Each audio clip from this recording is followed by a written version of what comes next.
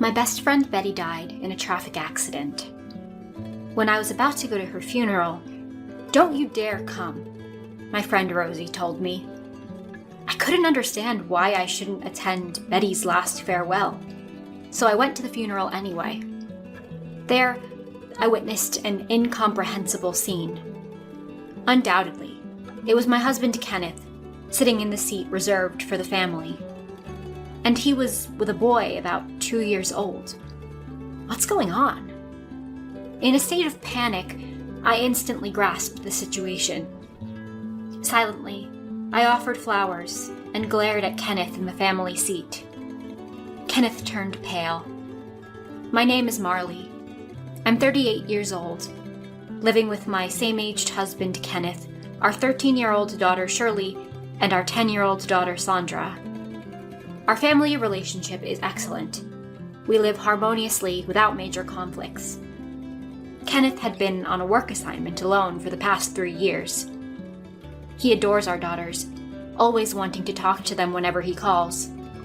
However, Shirley is in her rebellious phase and doesn't want to talk to him, which makes him feel lonely and complain. Sandra, on the other hand, is fond of Kenneth, which seems to be a relief. One day, I got a call from Rosie. "What?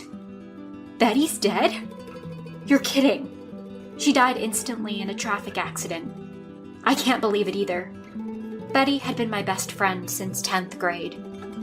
She was very cute and was popular with the opposite sex since high school. Knowing this, she used to change boyfriends frequently. Her only flaw was her messy relationships with men, but that was only until she was single. Now she's a mother and doing a great job. I couldn't accept the situation. Just last week she'd called me, happily sharing that her son had turned 2.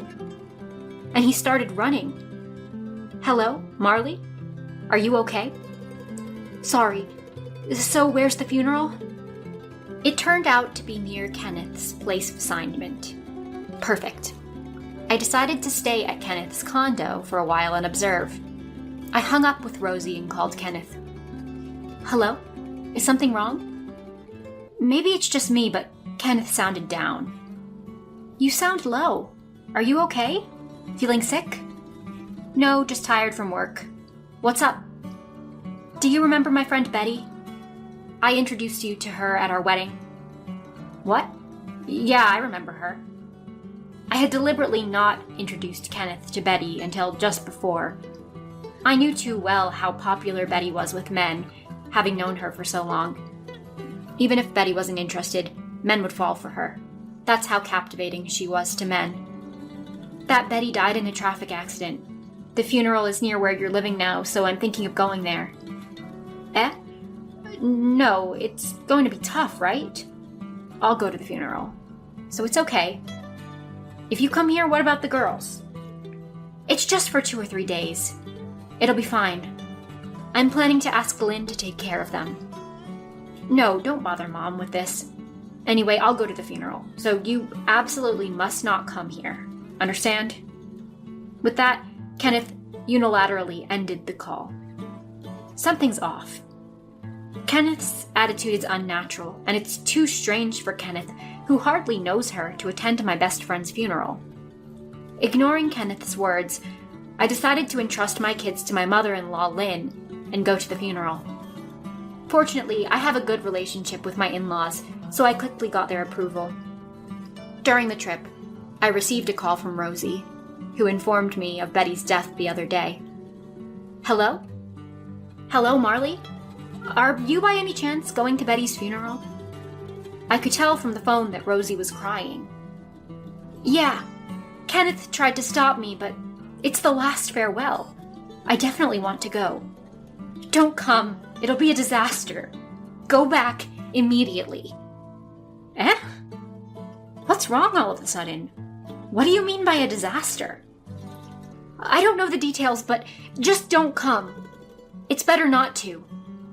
With that, Rosie hung up. What's with Kenneth and Rosie all of a sudden? Will something happen if I attend the funeral? But it's too late to turn back now. I'm already on the plane. And when I arrived at the funeral, I was stunned by the sight. There was Kenneth. Well, that's okay. He said he would attend over the phone. Kenneth was sitting in the family representative seat with a boy of about 2 years old, greeting the attendees. What does this mean? Did Kenneth and Betty know each other? Family representative. Does that mean Kenneth and Betty were family? Parents and child. That's impossible. So, siblings? Or could they possibly be husband and wife? Questions kept coming and my mind was almost in a panic. Marley, you came. I told you not to. What's going on? I didn't understand either when I saw Marley's husband in the family representative seat, so I pretended we hadn't met and struck up a conversation. Rosie had attended our wedding, but with so many people there, it was unlikely Kenneth remembered Rosie's face. And sure enough, he didn't remember my face. He said, "Nice to meet you. I'm Betty's husband. Thank you for coming despite your busy schedule." Betty's husband? Kenneth is my husband. And Betty's too? We've been married for 3 years, he said. That 2-year-old boy over there seems to be Kenneth and Betty's child. 3 years ago. That's also when Kenneth started his work assignment. I finally started to put things together. Simply put, Kenneth had an affair where he was stationed and fathered a child. That's all there is to it. I said you shouldn't come, but that's a strange thing to say too. You have the right to know what's happening, Marley. Thanks for being considerate. I still don't understand everything, but at least it's better than being completely in the dark. I quickly proceeded to the body and lined up to offer flowers. Kenneth, head bowed, was nodding to each person offering flowers. Up close, his eyes were swollen, probably from crying a lot. Then it was my turn. Kenneth looked up at me and turned pale, as if he'd seen a ghost. What is Kenneth thinking now? Is he angry that I came to the funeral despite his warnings, panicked about how to explain his affair, or something else? I offered my flowers and left without a word. This was my declaration of war. The battle with Kenneth was about to begin. I'll make sure he regrets this. More than a ghost. It's like death. Good. Let Kenneth suffer. I got back on a plane and rushed home. There were several missed calls on my phone, but I turned it off midway. First, I went to the civil office to check my marital status. The marriage was still valid. It made even less sense, but I reported the situation to my in-laws. I told them that at Betty's funeral, Kenneth was the family representative, apparently married for 3 years, and there was a 2-year-old boy. Laying out the facts had a devastating impact. My in-laws were initially stunned, thinking I was joking. But knowing our usually good relationship, they realized I wasn't lying and became furious. They tried to contact Kenneth, but couldn't reach him. If he's really the family representative, he's probably still busy. Or maybe he's running away, not knowing what to do. Next, I decided to call Betty's parents. I had been close friends with Betty since high school and knew her parents. I even learned how to bake cakes from Betty's mom. I didn't know how much Betty's parents knew, but the fact that they had just lost their precious daughter was undeniable, and I felt guilty for involving them while their grief was still fresh. However, it was also strange for me to be overly considerate. They might have been deceived without knowing anything. Marley, it's been a while. You came to Betty's funeral, didn't you? I was in such a panic then. I couldn't even greet properly. Thank you for making time to come. She must be happy too. Despite feeling a pang in my heart, I quickly broached the main subject. Actually, I called today to talk about Kenneth, Betty's husband. It's hard to say, but Kenneth is my husband. Was he originally married to Marley and then divorced, becoming Betty's husband? No, that's not it. He is still my husband.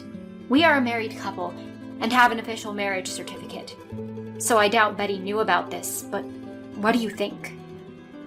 Indeed, Kenneth stubbornly said there's no need to file a marriage certificate. We opposed it, but we thought it was their decision. He insisted because of this background. Deceiving Betty like this, it's unforgivable. Betty's mom believed without a doubt that Betty had been deceived. However, I had my doubts about that, especially since Betty and I had been in contact just the other day. I can't forgive being deceived for so long either, but I've been unable to reach him no matter how much I try. Leave it to me. Now that it's come to this, we'll take responsibility and bring Kenneth to a meeting. With this, I successfully rallied support, and the day of the meeting arrived. Present were myself, Kenneth, Kenneth's parents, and Betty's parents. 6 people in total. Despite appearances suggesting I was surrounded by foes, in reality they were all on my side, except for Kenneth. Kenneth looked gaunt and haggard, worse than at the funeral. Of course, he must have been sad then, being seen as the husband who lost his beloved wife and receiving many kind words. All attendees sympathized with him, thinking it tragic for someone so young. But now, he was the man caught in an affair. Everyone present was an enemy.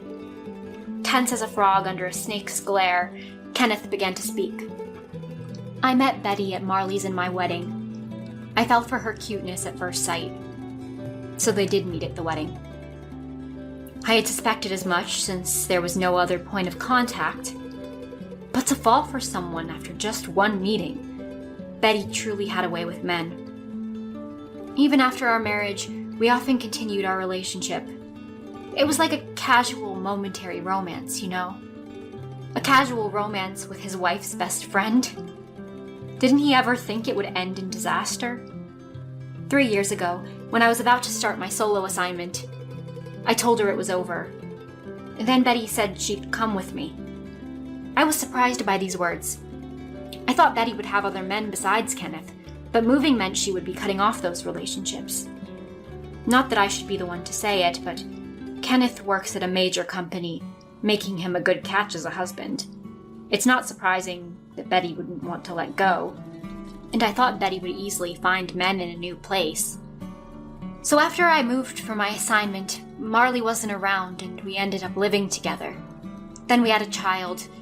It was troublesome, but I was happy because it was a boy.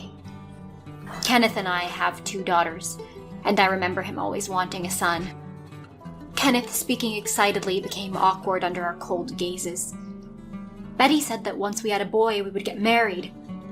I didn't know Kenneth was already married. But did you actually say that to Betty? Yeah, well, I did say something like, if it's a boy, I'll divorce Marley and marry Betty, but I never thought it would actually happen. It seemed like a game to Betty, something light which led to this situation. If she didn't want to have a child, she should have taken proper precautions.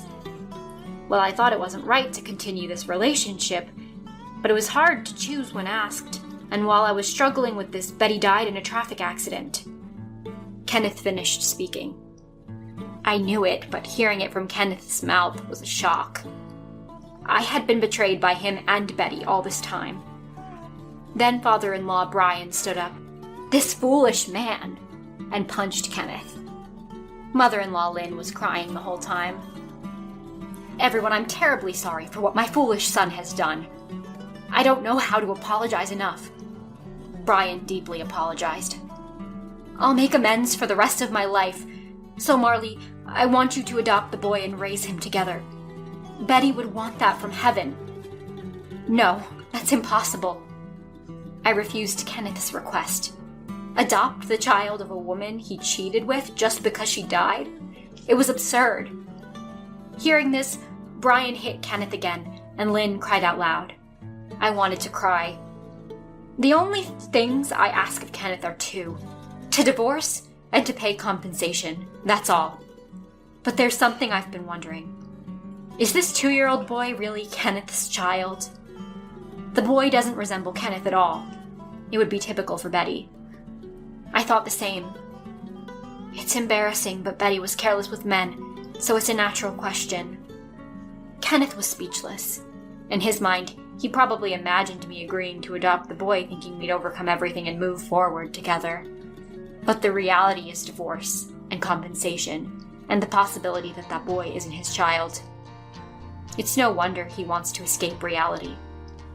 Anyway, please fill in the divorce papers and leave the house as soon as possible. The amount of compensation will be discussed with my lawyer, and I'll inform you later. Wait, please wait. There must be a way we can make this work. The girls will be sad if I suddenly disappear. Brian hit Kenneth again as he pleaded pathetically. I thought you'd say that. So I've already talked to the girls. I even have messages from them. First from Shirley. Cheating is the lowest thing. You're a beast. I never want to see your face again. Next from Sandra. Dad, that's called two-timing, and it's something you shouldn't do. I hate a dad who does that. That's all. Kenneth looked devastated, probably shocked by his daughter's words. You brought this upon yourself. It's your fault for not foreseeing this future.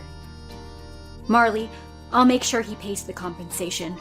It's the least I can do. A few days later, Kenneth and I divorced. DNA testing was done on the boy, and as expected, Kenneth was not the father. Who the real father is now unknown. The boy was most likely the result of one of Betty's many adult relationships. Betty's parents decided to raise the boy.